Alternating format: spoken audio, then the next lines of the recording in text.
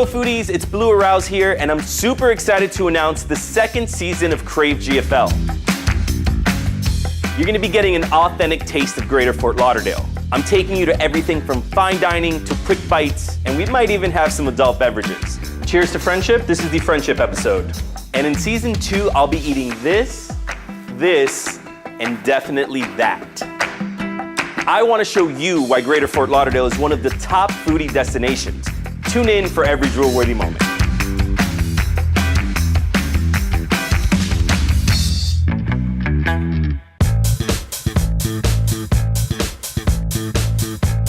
Hello foodies, welcome back to another episode of Crave GFL. Today we're at the Seminole Hard Rock Hotel and Casino, and we're checking out their Japanese restaurant, Kuro. Here they use classic Japanese techniques to craft contemporary, artisanal dishes featuring both locally sourced ingredients and items directly imported from Japan. And I'm excited to take my taste buds on a culinary trip to the land of the rising sun.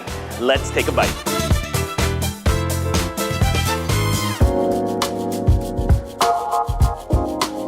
I am sitting at the Kuro Lounge, which is their bar area here, where you can enjoy a great cocktail before dinner. It's decorated with thousands of seashells. It's a beautiful, beautiful space to have a beautiful, beautiful cocktail. And one of my favorite cocktails to have here is the ni, which is made with fresh watermelon that's been muddled. They put some flor de caña rum in it, yuzu, and topped off with togarashi, which adds a nice spicy kick to it. Let's mix it up. I'm gonna finish off my drink and then meet Chef Alex. He's gonna take me on a culinary tour.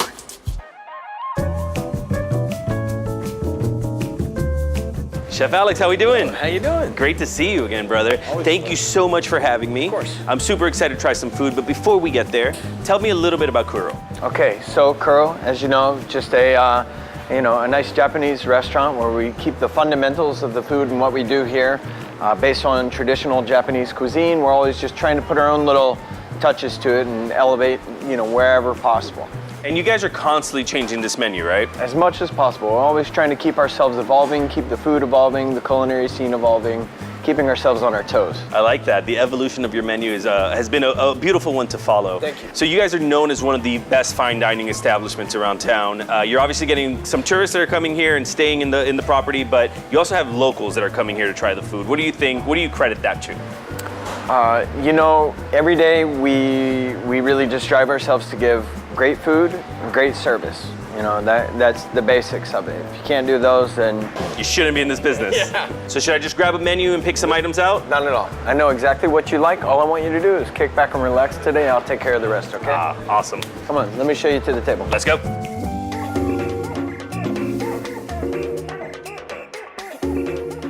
All right, Blue.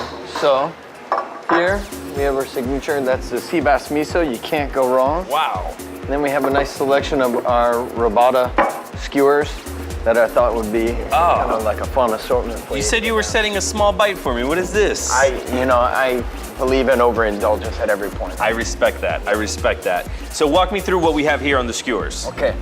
So a little assortment of everything. We have our beef shishito, tenderloin cubes, a little bit of shishito peppers. And we do that with a shichimi jus. This one's our negima, so it's a shaved ribeye, and that's wrapped around scallions, a yakitori sauce. Our large shrimp here, they have a little champagne vinegar aioli, a little shiso and pickled shallots. Our pork belly, that one we slow roast before we put it close to the fire, so you get a nice crispy texture to it as well, and that's with a little bit of a sweet miso.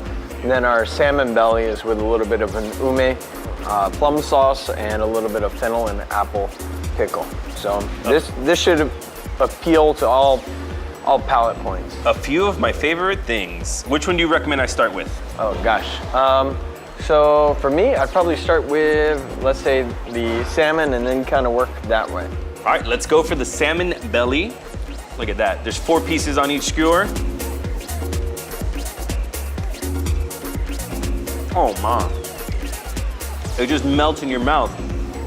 But there's some crispy texture to that. What's that? Well, you have a little bit of apples and fennel. So we pickle those lightly just to add some crunchiness and acidity. Yeah. I could eat 200 of these skewers. They're so good. All right, the salmon belly is incredible, but I want to try the pork belly too. These are good sized skewers.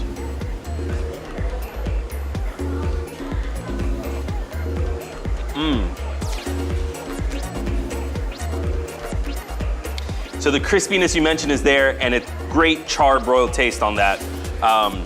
Man, 2 for 2.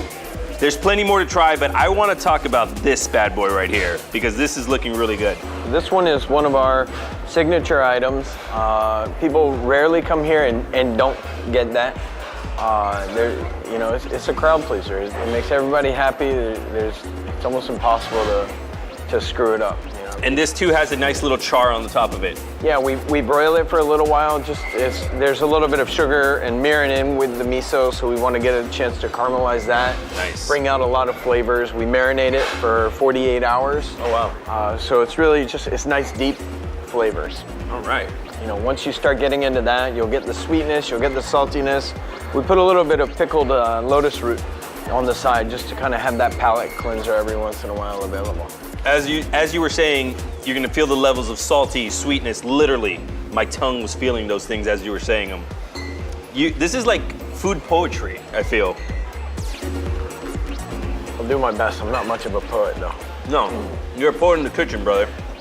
All right, so we got another dish that we're working on. Why don't you keep working on this, okay, and I'll get back to work, okay?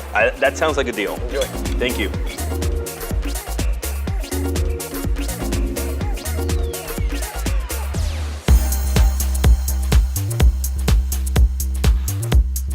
All right. Oh, you killed it. Oh, awesome. Yes. Yeah, I made my way through it. Good man.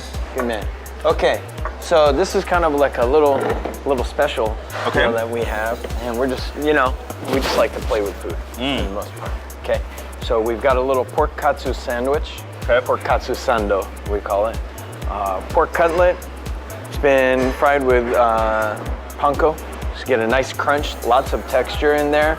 We dress it with a tonkatsu sauce, a little bit of a caviar aioli, and put a little bit of pickled cabbage on there as well. That is fantastic in its own right, but like I said, I dabble in excess, so I thought let's send out a side of caviar. So you kind of grab the sandwich and then do a little bit of the spread of the caviar and get down on it. Who are you right now? Godfather of my firstborn, that's who you're gonna be.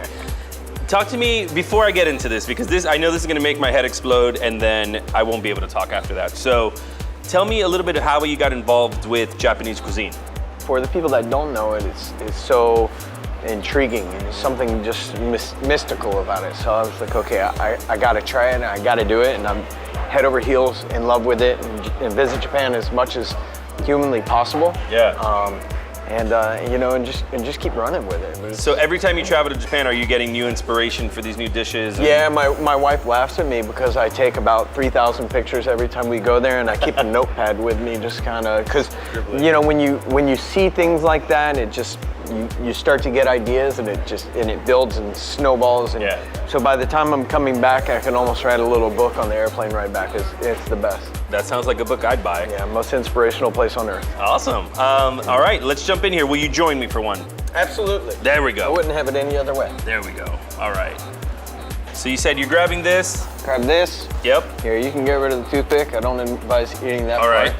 Toothpicks are not edible here, as nice as they look. They say roughage is good for you, right? Oh. So let's go here. Get a little, whoa.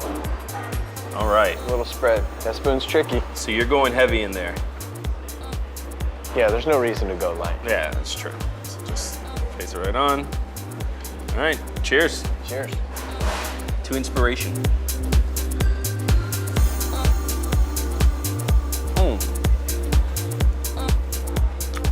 So my tongue immediately went to the spicy mustard, but then as you mentioned, the panko that you guys use for the pork, super crispy, adds some nice crunch to it, and that caviar on top.